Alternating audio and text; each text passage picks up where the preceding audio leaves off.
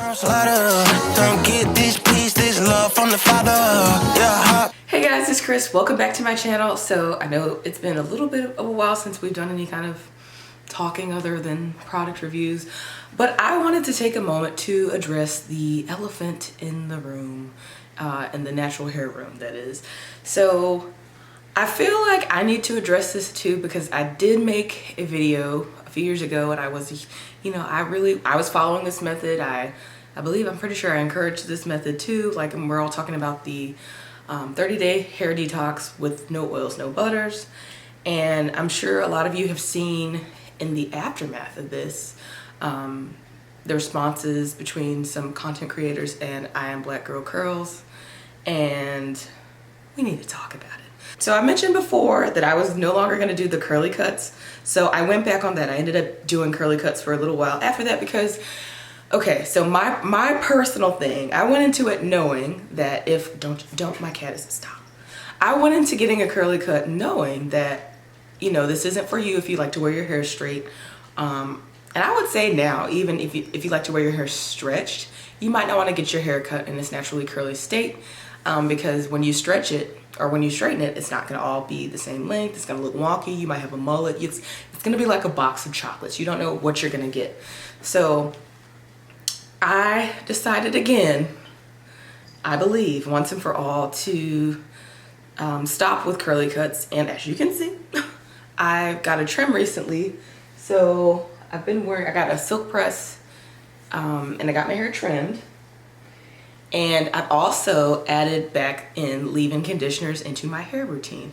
And so that's where we're kind of going to address the fallout of the no oils, no butters kind of thing, and what's been going on, and is it really damaging people's hair? So there are two content creators, Shelly V and then Rosie. They have both made content about how their hair has changed and been damaged since following the no oils, no butters method. And the creators, we've all watched the creators gaslight us from the beginning. Honestly, they were kind of nasty and rude about it, but like even now, as people are coming out and you've got well-documented hair journeys of before, being introduced to that and following what they recommended and made us to feel kind of silly to not follow. And then you can see the pictures of the hair now and how the hair's integrity is. You can, Shelly has photos of her hair strands up close before and after, and you can see it in the pictures. And honestly, I was on board and I still thought it was fine until really, honestly, recently, I could see the changes in my own hair. Let me tell you what I mean. So I was looking back for pictures of my hair when it was like super thick and full, because I feel like now it kind of isn't as thick and full as it used to be. And I thought, hey, I'm 33, okay, maybe this is just an age thing. Things are changing, everything changes. Maybe this is just another one of those things. But like when I look back at my old photos, I look at my puffs, I look at my wash and goes, they just look thicker. They looked, I don't know, my hair looked longer too. It just looked a lot different, and it didn't really hit me until a few weeks ago. So I've decided, I've been adding leave-ins in for the last few months or so, and I like that. I've stopped using certain products like Innersense. I've stopped using certain products. I stopped using gels alone on my wash and goes. I always use a leave-in now, and that's something I want to continue to do. But I want to say, if you guys have noticed changes in your hair also, or if you've been feeling gaslit in the midst of all this, your concerns are valid. And I think that we, even back then, when some of us went against what we thought was, what we knew, that you need a leave-in, that you need those things. It's like now we're realizing we've been over cleansing our hair, and then not only over cleansing, but we haven't been properly moisturizing it the way that we should have. So with a lot of things, it's like there's always a swing from one extreme to the other. And I think now that a lot of us are seeing that, we're coming back to the middle where we're having balance. And that's what I want in my hair journey going forward. So it's January 1st. I figure what better time to kind of announce and take you guys along with me on this hair journey. Hey y'all, it's Editing Chris here. And one more thing I wanted to mention, and I wanted to make sure that I was clear about, is when I'm not saying this to bash any hairstylist. I still, Judy, she's still my girl, still love her. I would go to her again if I wanted a curly cut. When I went to her, she did deep condition my hair. That's another practice that was kind of tossed out with the no oils, no butters method. And even if you look at the original Wash Your Darn Hair PDF, like, they made it seem like we didn't need deep conditioners and we didn't need leave-in. So I stopped deep conditioning until recently also, unless I went to the salon. And something, I want to take responsibility as a consumer as well, because, you know, I just went with it. You know, I was like, okay, well, if they say this is how my hair is supposed to feel, and this is what my hair is supposed to look like. It's not supposed to be shiny. It's not supposed to, everybody's hair is not supposed to be shiny. Everybody's hair is supposed to look and feel a certain way. You know, I didn't really ask any further questions. I just took their word for it because, you know, we see all the super defined wash and goes. We see all the defined curls, and we see those awesome, precise shapes. So, like, I didn't really think, honestly, to start asking questions about anything else. I didn't really think about adding the leave-in back in, because I really truly believed that, based on what these two ladies told us, that I didn't really need them.